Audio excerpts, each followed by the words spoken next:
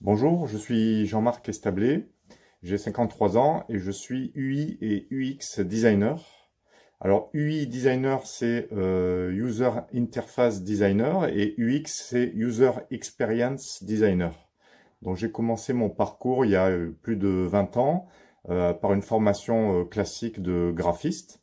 Donc j'ai travaillé en agence, en entreprise pendant toutes ces années en tant que graphiste web, graphiste print. Et depuis quelques années, j'ai une spécialisation donc en UX design, donc le User Experience Design, qui me permet en fait de me spécialiser dans la conception d'interfaces utilisateurs. Donc concrètement, sur un projet, le client va me demander de concevoir toute la partie interface utilisateur, c'est-à-dire à la fois l'ergonomie de l'utilisation d'une interface, le parcours utilisateur, c'est-à-dire la disposition des différents éléments donc sur un écran, que ce soit pour un site web, pour une application mobile, pour un logiciel professionnel par exemple, un intranet, un extranet, un système cloud, tout type en fait d'interface. Donc il y a la partie ergonomie dans la conception et puis après il y a la partie en fait rendu visuel, rendu graphique avec la création par exemple d'icônes, d'illustrations ou donc le choix des typographies, des couleurs, tout ce qui va permettre en fait de donner à l'interface un rendu professionnel et la rendre surtout simple à utiliser et agréable à utiliser.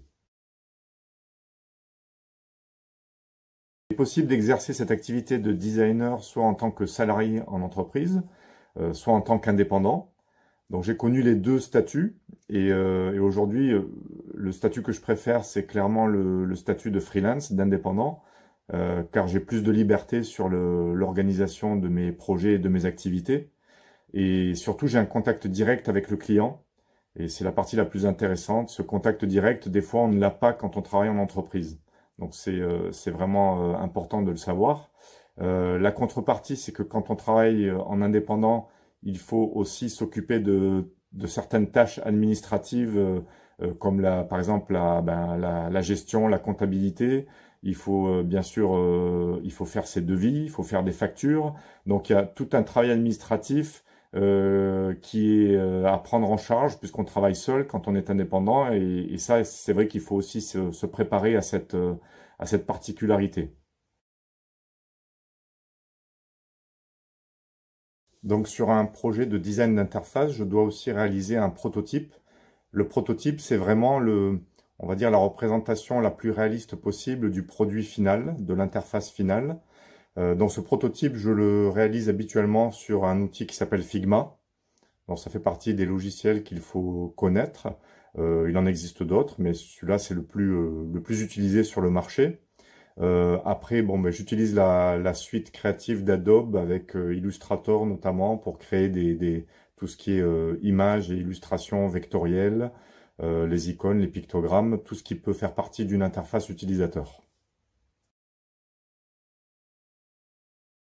Pour exercer cette activité de designer, il faut bien sûr être créatif, il faut être capable de proposer des idées aux clients, de proposer aussi des solutions aux utilisateurs. On va en fait essayer de répondre à des problématiques utilisateurs grâce à des créations visuelles.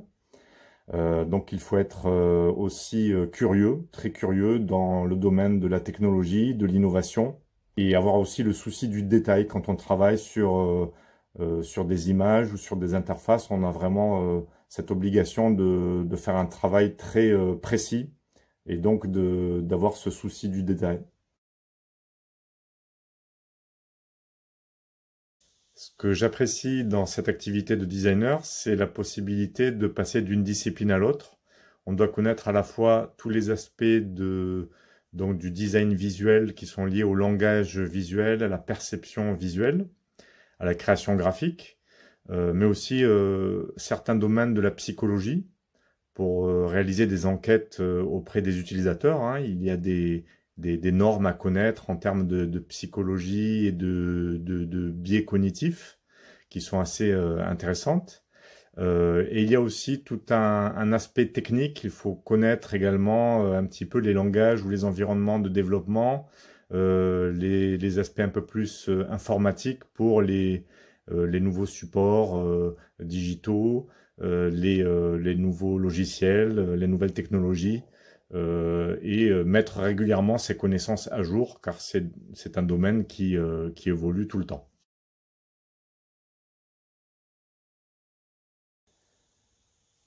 Donc je propose aussi des formations et j'interviens dans des écoles en tant que formateur professionnel, en plus de mon activité de designer.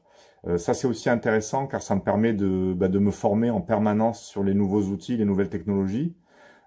Et c'est vrai que l'évolution rapide, proche dans notre métier de designer, et comme dans beaucoup d'autres métiers d'ailleurs, ça va être l'intégration de l'intelligence artificielle dans nos activités, dans notre process de travail.